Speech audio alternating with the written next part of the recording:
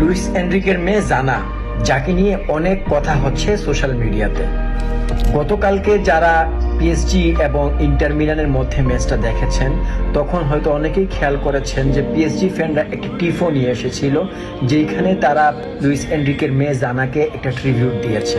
এখন কথা হচ্ছে, পিএসজি ম্যাচ জেতার পরে লুইস এনরিকে চ্যাম্পিয়ন দলের কোচ হয়ে জেতার পরে সেখানে কেন তার মেয়ে জানার কথা বারবার চলে আসছে, সেই বিষয়টা নিয়ে আসলে একটা কথা বলবো। এবং সেখানে একটা বাবার আবেগ, একটা বাবার অল্প বয়সে তার মেয়েকে হারিয়ে ফেলার যেই দুঃখবোধ, সেই বিষয় নিয়ে আমরা আজকে একটু কথাবার্তা বলবো।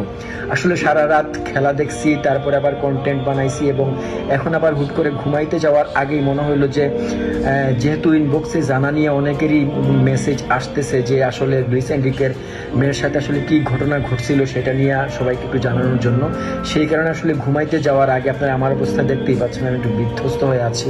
তো ভাবলাম যে ঘুমাইতে যাওয়ার আগে আমি একটু এই লুইস এনরিকের মেয়ের কথাটা আপনাদের সবার সামনে একটু শেয়ার করে যাই। তখন সময় 2015, বার্সেলোনাতে